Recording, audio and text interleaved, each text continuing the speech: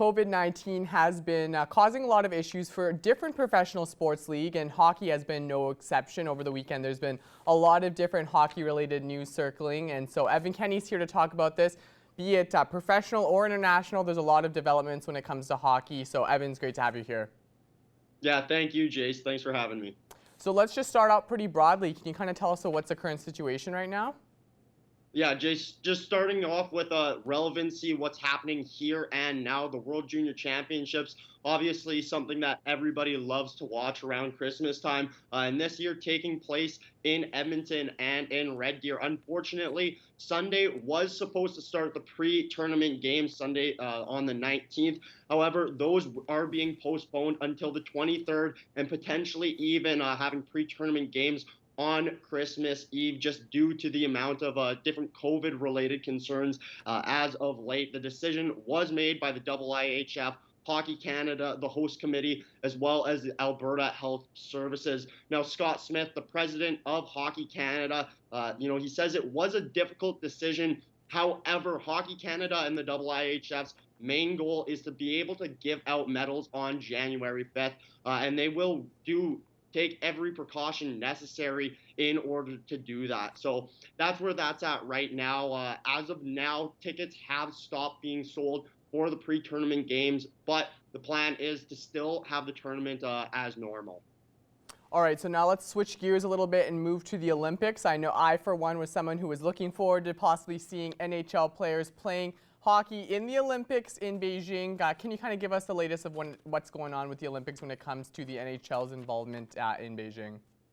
Yeah, Jace, unfortunately, things are not looking good if you are hoping for NHL players to attend to the Olympics. Multiple reports have said it's about as good as done. It's more a matter of the NHL actually coming forward and saying, yes, we are unfortunately not attending.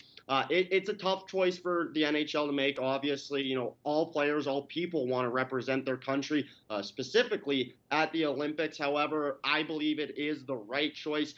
If players test positive, then they could be quarantining in China, in Beijing, for up to 4 weeks after the Olympics is done.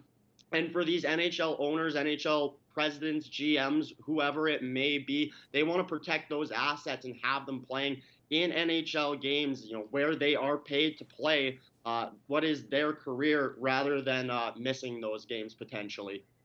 So as we stick on the topic of hockey, there's already been a number of different hockey-related events here in North America and abroad that have been shut down.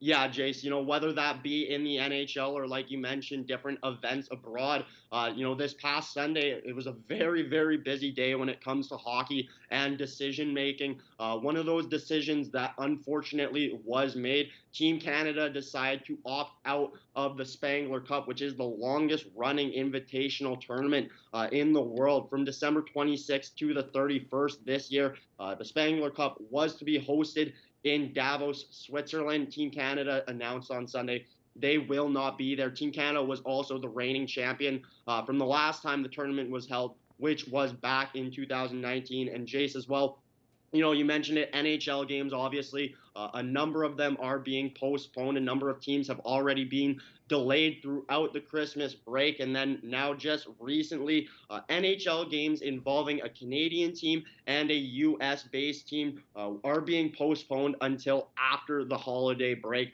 So as of this past Saturday, Jace, 27 games had already been postponed in the NHL. And in the next 3 days, 12 more games are expected to join that, just because of, like I mentioned, the U.S. teams and the Canadian teams playing thus far. A little bit of good news coming from this, at least, is the NHL and the NHL Players Association have said that the league will continue with the rest of the 2021-22 regular season. Lots of uncertainty right now and a lot of stuff still up in the air, but it was good to kind of figure out where we're at right now, and we'll be continuing to track these stories as things are always changing. Evan, thank you so much for taking some time to talk with me today. Thank you, Jace.